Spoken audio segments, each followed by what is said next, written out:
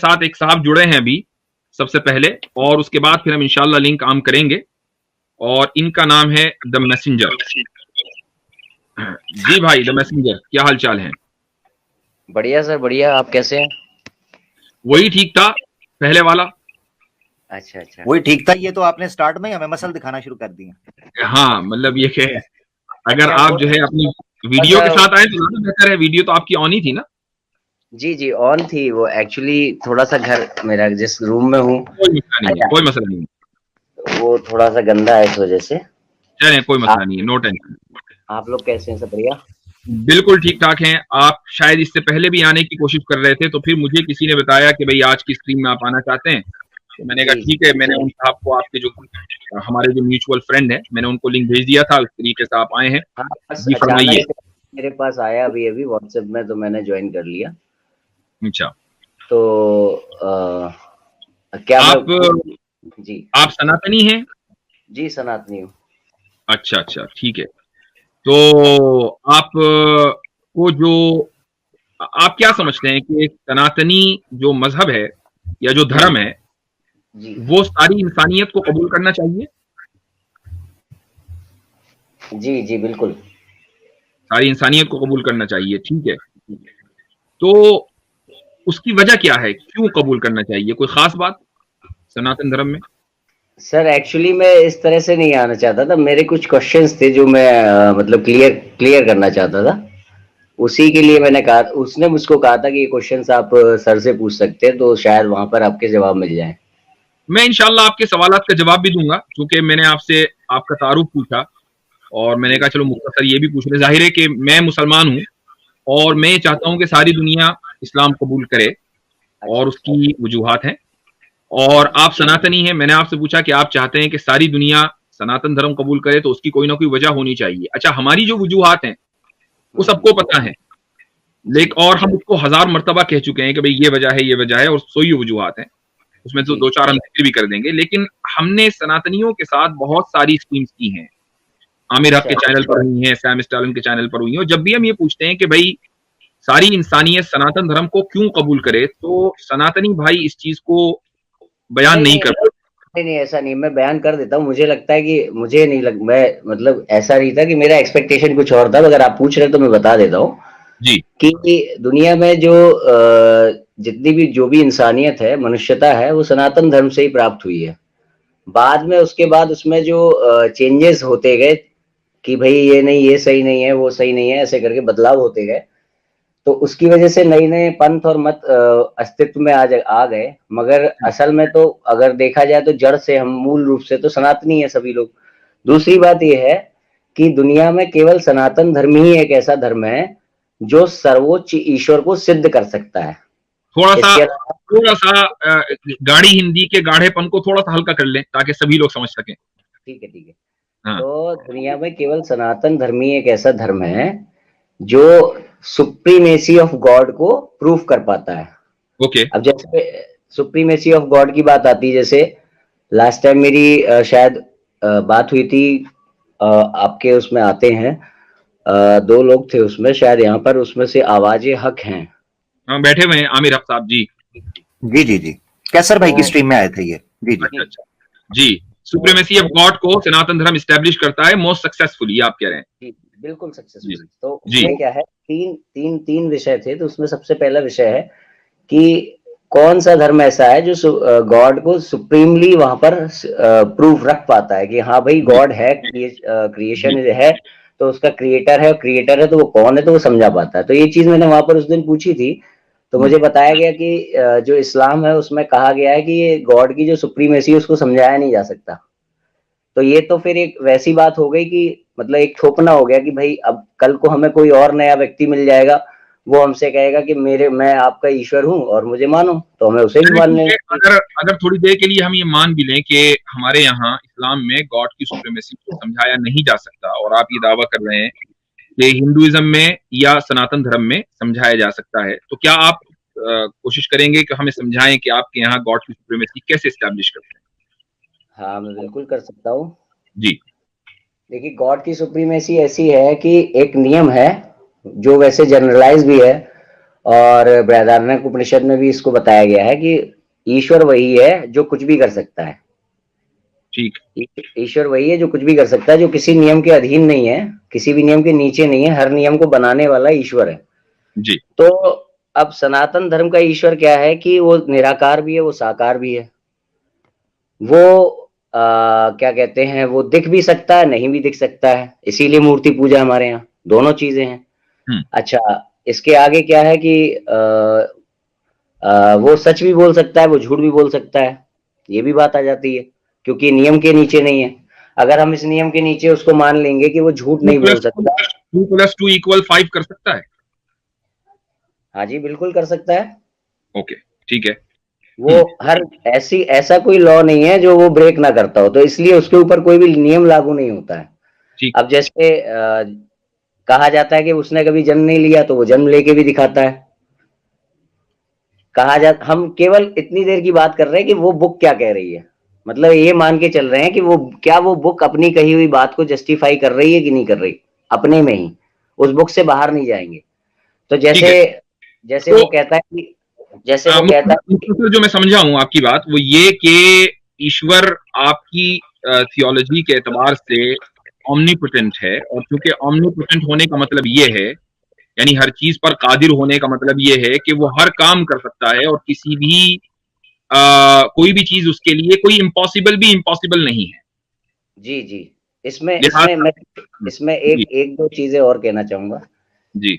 जैसे जब मैं क्रिएशन बाय इस्लाम देखता हूं, तो उसमें जो ईश्वर है वो एक कुम्हार की तरीके से दिखाई देता है। कुम्हार जो मिट्टी लेके घड़ा बनाता है, मतलब कि कहीं पे कोई बैठा हुआ है जिसने कि मन में सोचा और सामने दुनिया प्रकट हो गई। तो ऐसे में क्या हुआ कि वो कहीं पर था, तो वो जो स्पेस है जहां पे दुनिया प्रकट हुई है, वो स्पेस पहले से था, उस स्पेस को उसने नहीं बनाया, उसने दुनिया को प्रकट कर दिया, धरती को प्रकट कर दिया, सूर्य को प्रकट कर दिया। अच्छा जी, तो कुम्हार उस स्पेस को बनाने पर वो कादिर नहीं है। देखिए, जो अब जैसे जब आपने ये बताया, जब मैंने इनसे पूछा था, एक्चुअली मैं ज्यादा उसके बारे में जानता नहीं, पर मैंने पूछी थी बात, तो आपने अभी कहा ना, अभी आपने कहा कि वो स्पेस पहले से मौजूद था, वहां उसने कायनात को प्रकट कर दिया। जब आप ये कह रहे हैं कि वो किसी नियम के तहत नहीं है, तो क्या उस स्पेस को कि जिसमें उसने कायनात को बनाया, उसको बनाने पर वो कादिर है या नहीं? मैं वही तो कह रहा हूँ, उसको बनाने पर भी वो कादिर है। सनातन का ईश्वर वो है जो स्पेस के बारे में भी आपको जस्टिफिकेशन मिल जाएगा वहां। ठीक है, तो इसका मतलब ये हुआ कि जो यूनिवर्स है आपके नजदीक, वो इटर्नल नहीं है। मैं उस पर बता रहा हूँ, मैं अपनी एक लाइन खत्म करना चाहता हूँ, मट्टी लेके घड़ा बनाने वाली लाइन। तो ये जो मट्टी लेके घड़ा बनाता है जो कुम्हार, इसमें जो घड़े का सर्वोच्च सुप्रीम जो क्रिएटर है वो कुम्हार नहीं कहलाएगा, क्योंकि उसको मट्टी उसने खुद नहीं बनाई, मट्टी पहले से मौजूद थी, उसको उसने केवल शेप दे दिया। तो इसी तरीके से जब तक हम ये मानते रहेंगे कि ईश्वर ने अपने से अलग दुनिया को क्रिएट किया, अपने से अलग, तो इसका मतलब कोई ऐसा स्पेस था जहां ईश्वर खुद है, कोई ऐसा स्पेस था जहां उसने पृथ्वी को टांग दिया, सूर्य को टांग दिया। यहाँ पर क्या होता है, जो सनातन ईश्वर है वो जो दुनिया का निर्माण करता है, वो अपने शरीर के अंदर करता है, हिरण्यगर्भा। ये पूरा शरीर ही राम नाम में सब जगह जाना। तो क्या है कि यहाँ पर कहा गया है कि ये पूरी दुनिया उसके शरीर के अंदर है, सारी गतिविधियां जो हो रही हैं उसके अंदर ही हो रही हैं, यानी मट्टी भी, स्पेस भी और घड़ा भी, सब कुछ ईश्वर ही है। इसीलिए हमारे यहाँ फिलॉसफी आती है कि कण कण में ईश्वर है। और क्योंकि वो अंदर है सब कुछ, और ईश्वर कुछ भी कर सकता है, तो वो जन्म भी लेता है, वो मरता भी है आकर के, अवतार भी लेता है। तो ये सारी चीजें जो है लागू, अच्छा ये चीज मानी उसमें भी, हर ये तो एक लॉजिकली भी है कि जिसने दुनिया बनाई है उसके ऊपर कम से कम कोई नियम लागू नहीं होना चाहिए। तो अब जैसे एक नियम ये आ गया, बहुत छोटा सा है, कि ईश्वर सच भी बोल सकता है, झूठ भी बोल सकता है। अगर हम इस नियम को नहीं मानेंगे, तो क्या बुराई को ईश्वर ने नहीं बनाया? ठीक है ना? तो बुराई को ईश्वर ने बनाया, अगर वो पहले से नहीं जानता था कि वो बुरा करेगा जन्म लेने के बाद, बनने के बाद, तो इसका मतलब वो ऑल नोइंग नहीं था। ठीक है, और अगर वो पहले से अब आपकी बात आ गई है, मेरे ख्याल से ये एक दूसरा मौजू शुरू हो जाएगा कि बुराई को उसने बनाया है कि नहीं बनाया है। जी। मैं आपकी जो टैग लाइन है वो ये है कि सबसे पहली बात कि ईश्वर हर काम कर सकता है, और उसमें वो काम भी हैं जो ईश्वर के ईश्वर होने के खिलाफ हैं। जी बिल्कुल, है ना? तो अब सवाल ये है कि जब आपने ये माना कि ईश्वर ने वो काम किए जो उसके ईश्वर होने के खिलाफ हैं, तो जिस वक्त उसने वो काम किए उस वक्त तो वो ईश्वर नहीं था ना। सर ये लाइन आप बोल रहे हैं कि ईश्वर होने के खिलाफ है, ईश्वर होने के खिलाफ लाइन हम सेट नहीं कर सकते ना। उसकी वजह यह है कि अगर ईश्वर मर सकता है और वो मरा है, जी तो जो चीज मरी है वो मौजूद नहीं है। तो आपने जब उसको मार दिया तो ईश्वर ईश्वर तो ना रहा। जी तो ये ईश्वर होने के खिलाफ हुई कि नहीं हुई? सर यही तो बात है ईश्वर की, कि वो हर चीज को जो भी आप लॉ लागू करेंगे उसको ब्रेक करेगा। भाई ये तो आपका क्लेम हुआ, इस दावे को हमें सब्सटेंशिएट करना पड़ेगा ना। हम ये कह रहे हैं कि हाँ जी ये ईश्वर मर सकता है, जी सकता है, ठीक है, आपका दावा है। अब जब हम उस दावे को, क्लेम को स्क्रूटनाइज करेंगे तो हम ये देखेंगे कि ईश्वर जब मर गया तो वो ईश्वर डेड हो गया। जो डेड हो गया तो वो ईश्वर कैसा? तो अब यही तो मुझे बताइए। चलिए ठीक है, एक मिनट मेरी बात। जी जी जी आपकी बात तो मैंने बड़ी सब्र से सुनी है, अब मेरी बात सुन लीजिए आप, कि आप ईश्वर की सुप्रीमेसी उन चीजों के जरिए साबित कर रहे हैं कि जो एक इंसान में, यानी हम जैसे लोगों में भी जिनको डिफिशिएंसी समझा जाता है, एक इंसान जब मर जाता है तो उसको ये नहीं कहा जाता कि ये इंसान है, ये कहा जाता है कि ये इंसान की लाश है, इंसान तो चला गया, मर गया। जी तो जो चीज हमारे यहां डिफिशिएंसी है, आप उसके जरिए गॉड की सुप्रीमेसी साबित कर रहे हैं। भाई सुप्रीमेसी तो आप उन कैरेक्टरिस्टिक्स के जरिए साबित करेंगे जो हमारे यहां भी सुप्रीम है। आप साबित उनके जरिए कर रहे हैं कि जो हमारे यहां लोअर हैं। क्या किसी लोअर चीज से सुप्रीमेसी साबित हो सकती है? क्या ये बात कहीं पर आपके गॉड ने आपकी बुक में कहीं कही है कि लोअर चीज से सुप्रीमेसी साबित नहीं होगी? हमारे खुदा ने और आपके खुदा ने, बनाने वाले ने अकल दी है।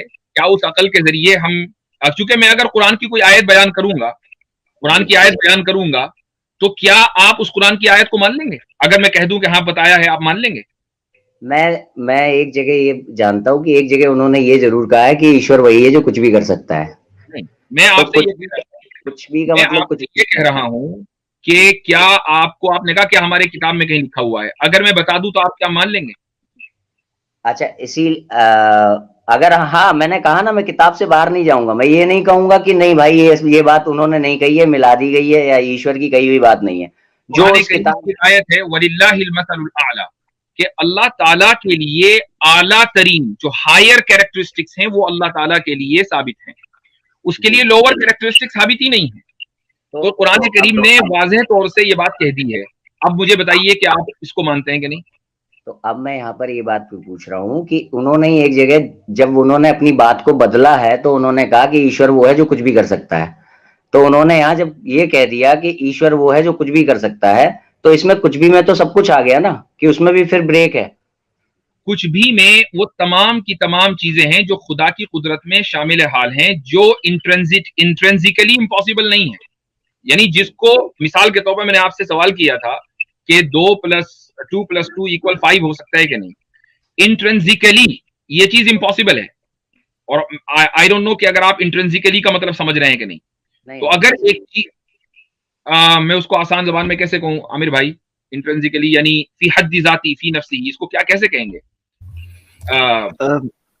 अपनी जात में ही कह सकते हैं, फी नफ्सी। मतलब उनके लिए हम तो समझ रहे हैं, तो मैंने इसीलिए इंग्लिश का लफ्ज बोला था। आप इसको गूगल कर लें भाई, द मैसेंजर साहब, ये जो लफ्ज मैंने बोला है कि कोई भी चीज जो इंट्रेंसिकली इम्पॉसिबल होती है वो खुदा की कुदरत में शामिल नहीं, वो मकदूर नहीं है, खुदा की कुदरत में नहीं, लिहाजा कुदरत का क्वेश्चन उसके ताल्लुक से होगा नहीं। ये ऐसा ही है जैसे कि आप ये कहें कि क्या स्क्वायर सर्कल बन सकता है? नहीं बन सकता, ये इंट्रेंसिकली इम्पॉसिबल है। 2 + 2 = 5 कभी नहीं हो सकता, ये इंट्रेंसिकली इम्पॉसिबल है। खुदा अपने जैसा नहीं बना सकता, अगर अपने जैसा बना सकता तो बनाएगा, और अगर बनाएगा तो फिर एक नहीं है। फिर आपका जो अकीदा है कि भाई ईश्वर एक है, वो एक नहीं रहा ना।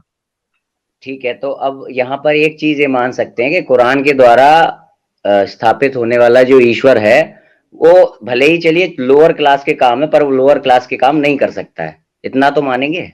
लोअर जो क्लास के जो काम है वो उसका क्रिएटर है, लिहाजा वो उसकी कुदरत में तो शामिल है। लेकिन वो करेगा नहीं, क्योंकि जो भी वो करेगा वो खुद लोवर बन जाएगा, और हमारा जो खुदा, जिस खुदा को हम तस्वुर हमारे यहाँ है, वो कभी भी लोवर नहीं हो सकता, लोअर काम नहीं करता है। ठीक है, और ये सिर्फ कुरान के द्वारा नहीं है, आप मुफ्ती साहब से बात कर लें, कुरान के द्वारा नहीं है। मैं कुछ बातें करना चाहूंगा जो आप कर रहे हैं, ये सिर्फ कुरान के द्वारा नहीं है, आपके शास्त्रों के द्वारा बात करेंगे हम इंशाल्लाह। हाँ, अभी शास्त्र खोलेंगे, अभी तो हम अपनी बात कर रहे हैं, इसलिए प्रूफ्स को नहीं ला रहा हूँ बीच में, इसीलिए नहीं ला रहा हूँ नहीं, क्योंकि लाने हम पड़ेंगे लोग ना, लाने, खुदा के बारे में बात हो रही है ना, आपसे ज्यादा वो जानते थे जो आपसे पहले गुजरे हैं। लाएंगे और आपने भी कहा कि आप किताब से बाहर नहीं निकलेंगे, तो शास्त्र तो आएंगे ना।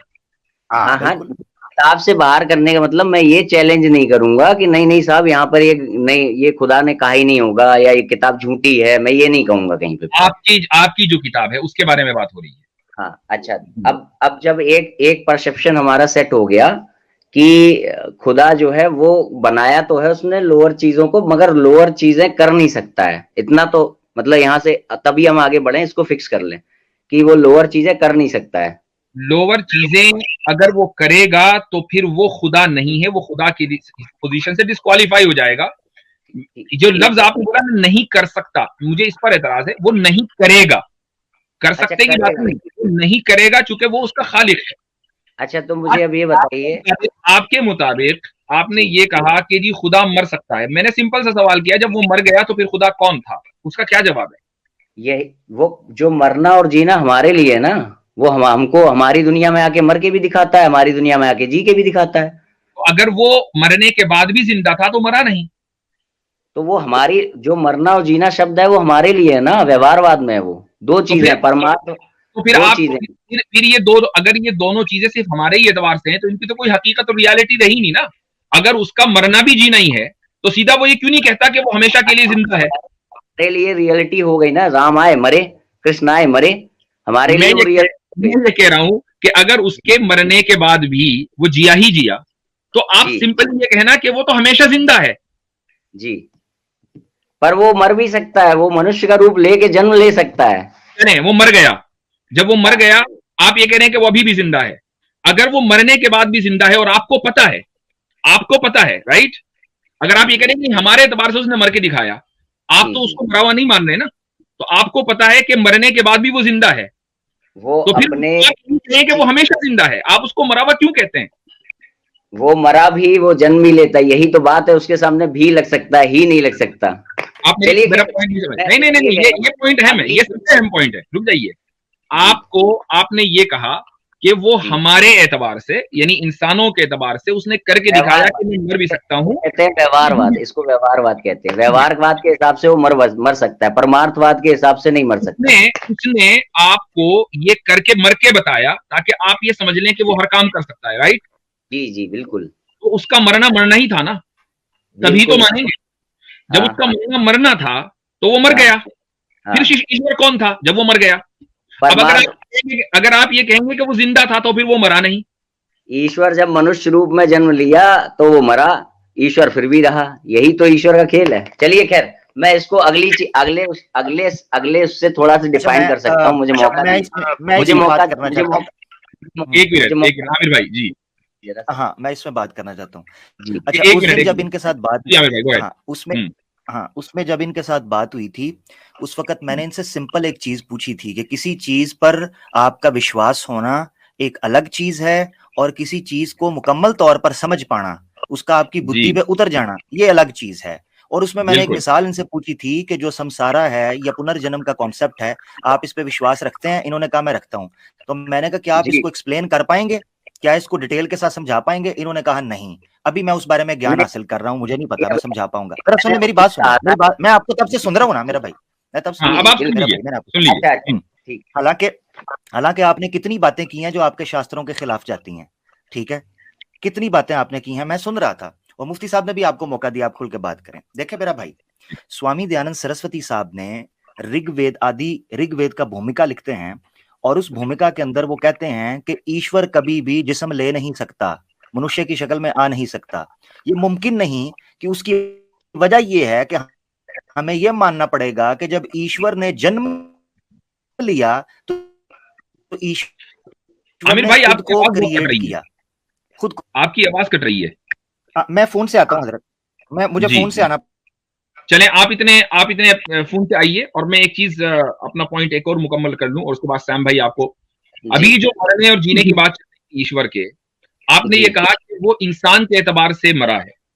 मैं ये कहता हूं कि क्या ईश्वर आपके एतबार से हकीकी मौत के ऊपर कुदरत रखता है या नहीं, एक्चुअल डेथ के ऊपर, कि मर जाए बस, इंसान के एतबार से नहीं अपने एतबार से मर जाए?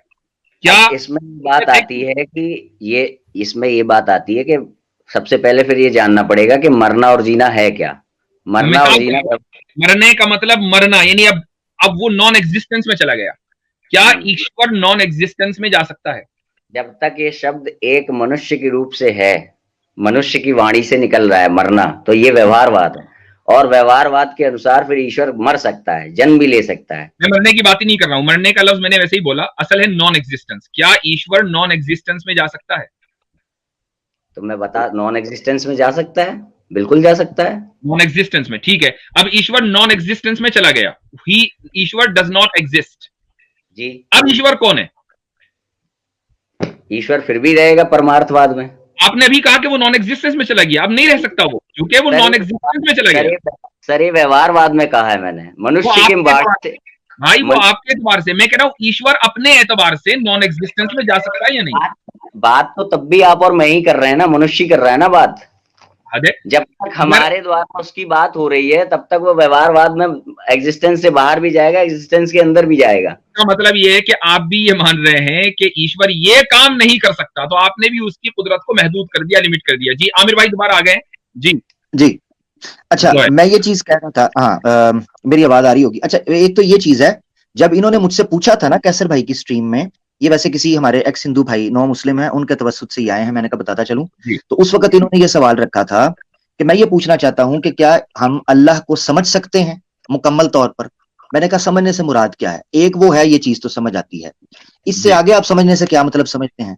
इन्होंने कहा जी वो कैसे है, इस वक्त कहाँ है, किस तरह दिख, क्या, मैंने कहा ये डिटेल तो हम नहीं जानते, ये मुतशाबिहात में से है, इसका हम क्लेम नहीं करते। और अल्लाह ने भी इस बारे में कहा है कि ला युद्रिकुल अब्सार व हुवा युद्रिकुल अब्सार, ठीक है, ला तुद्रिकुल अब्सार व हुवा युद्रिकुल अब्सार, कि अब्सार उसको उसका इहाता नहीं कर सकती, तो इहाता हम नहीं कर सकते। हाँ, उस बारे में हम बुनियादी मालूमात जो हमें कुरान से मिलती है उसको हम सामने लेकर चल सकते हैं। खैर वापस आते हैं उस पर, मैंने फिर इनसे एक सवाल पूछा था। आमिर भाई एक पॉइंट मेरे जहन में आया आपकी इस बात पर, मुझे इजाजत दीजिए। मैसेंजर साहब, क्या आप ईश्वर को मुकम्मल जान सकते हैं? बिल्कुल जान सकते हैं। तो फिर ईश्वर महदूद हुआ, लिमिटेड हुआ? कैसे? जब आप किसी चीज के बारे में मुकम्मल इंफॉर्मेशन हासिल कर लें तो वो लिमिटेड है। क्या इंसान अनलिमिटेड को जान सकता है, अनलिमिटेड को?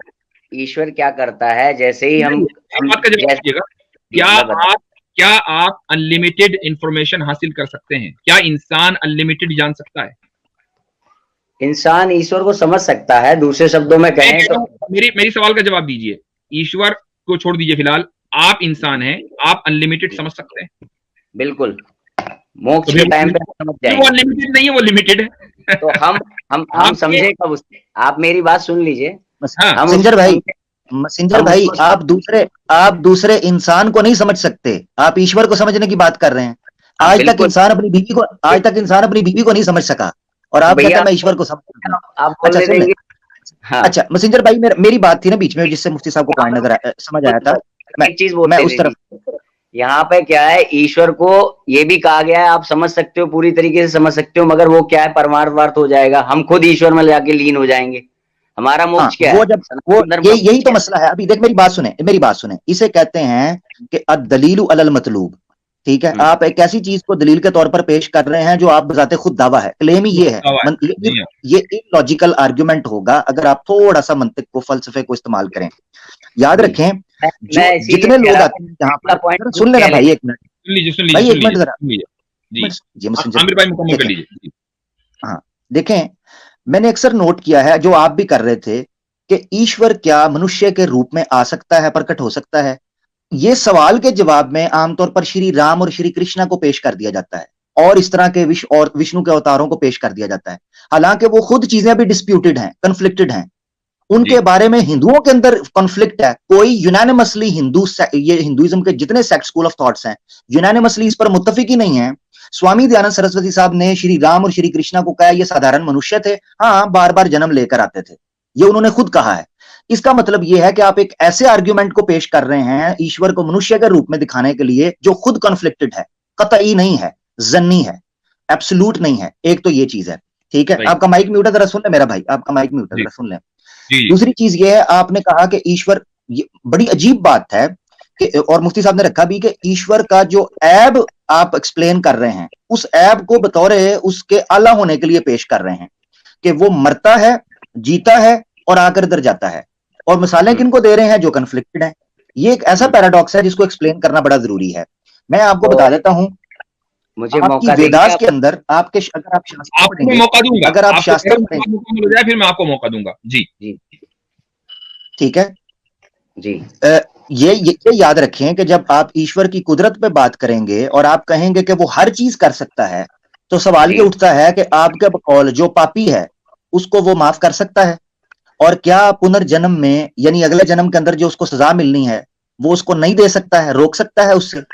अगर आप कहें रोक सकता है, मुतलकन रोक सकता है, तो ये उसके अदल के खिलाफ है, क्योंकि उसने वेदास के अंदर लिखा हुआ है कि वो कभी ना पापियों को अपना आशीर्वाद नहीं देता। तो आपका ईश्वर खुद ऐसे कानून के अंदर फंस जाएगा। अगर आप न सिर्फ ये कि इंसाफ के खिलाफ है, बल्कि रीइंकार्नेशन के पूरी फिलॉसफी के खिलाफ है। बिल्कुल बिल्कुल बिल्कुल उस चीज के खिलाफ हो जाएगा। तो ये याद रखें, जिस चीज को आप कुदरत देना समझते हैं वो ऐब है, ठीक है, वो ऐब बन जाएगा। एक साधारण इंसान भी पूरी कुदरत रखते हुए बुरा काम नहीं करता।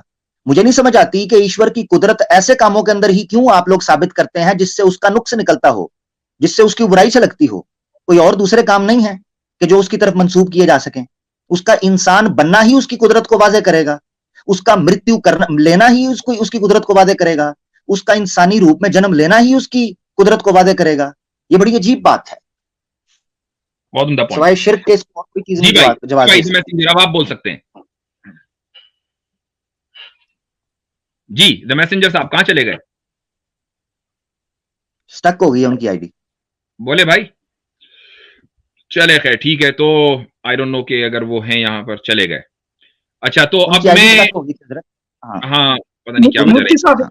जी मुफ्ती साहब एक छोटी वर्स है भगवत गीता की, चैप्टर नंबर 9 वर्स नंबर 4, इसमें क्लियर कट बताया जा रहा है, कृष्ण बता रहे हैं कि this entire cosmic manifestation is pervaded by me in my unmanifested form, all the living beings dwell in me but I do not dwell in them.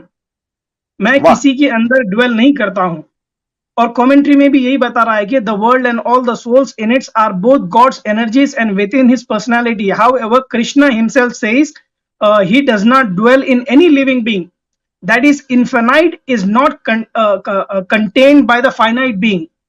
तो आपने जो सवाल किया था ये वही दर्शा रहा है ये वर्स। आपने पूछा था कि आपकी जो लिमिटेड नॉलेज है क्या वो अनलिमिटेड नॉलेज को पा सकती है? नहीं। तो यहाँ पर भी कृष्णा वही बोल रहे हैं कि मैं एक लिमिटेड बीइंग के अंदर नहीं आ सकता क्योंकि मैं इनफाइनाइट हूं। मैं देखें ये वाली चीज के जब मैंने उनसे पूछा कि क्या आप अनलिमिटेड चीजें जान सकते हैं, उन्होंने कहने को कह दिया कि जी। यानी ये एक ऐसी फैलेसी है कि एक छोटा बच्चा भी इस चीज को समझता है कि जैसे ही आप अनलिमिटेड चीज को जान लेंगे तो वो फौरन लिमिटेड बन जाएगी, वो अनलिमिटेड रही नहीं अब। तो एक तरफ ये कह रहे हैं कि हम खुदा को मुकम्मल जान सकते हैं और दूसरी तरफ वो ये कहते हैं कि ईश्वर और खुदा अनलिमिटेड हैं, तो फिर आप उसको मुकम्मल तरीके से नहीं जान सकते। ये दोनों चीजें एक साथ नहीं हो सकती। ये एक बहुत ही कॉमन सेंसिकल चीज है। तो बात यही है जी। हजरत ऋग्वेदा के अंदर तो एक मंत्रा ये है कि भगवान को भी नहीं पता कि वो क्या है, ये कहते हैं मैं जान सकता हूं। हाँ, ऋग्वेदा के अंदर ये है कि ईश्वर खुद कह रहा है कि पता नहीं मैं जानता भी हूं या नहीं जानता हूं, मैं जानता भी हूं और नहीं भी जानता, मैं कुछ कर भी सकता हूं और कुछ नहीं भी कर सकता। ये ऋग्वेदा का मंत्र है, कहेंगे तो मैं दिखा भी दूंगा। तो ईश्वर अपने बारे में ये कह रहा है और मनुष्य, साधारण मनुष्य उठ के कहेगा कि जनाब मैं ईश्वर के बारे में जानता हूं। अजीब है। ये देखें बहरहाल गुफ्तगू बड़ी अच्छी रही और बात सिविलाइज अंदाज में थी माशाल्लाह। आई डोंट नो क्या मसला वो उनके साथ वो चले गए। लेकिन बहरहाल एक चीज जो क्लियर होकर सामने आई है वो ये कि सनातनी हजरात चाहे वो कितने ही पढ़े लिखे क्यों ना हो, जब वो आते हैं और खुसूसन कलामी मबाहिस के ऊपर, यानी खुदा की जात और सिफात को जब वो अकली और रैशनल अंदाज से प्रूव करने की कोशिश करते हैं, तो उनकी जो रैशनैलिटी है वो इनकंसिस्टेंसी का शिकार हो जाती है। इसीलिए मैंने शुरू में जो मालहा मिन करार के ऊपर गुफ्तगू की थी वो यही है, उसकी मिसाल बिल्कुल खुलकर दो चार की तरह वाजे होकर सामने आ गई, अल्हम्दुलिल्लाह।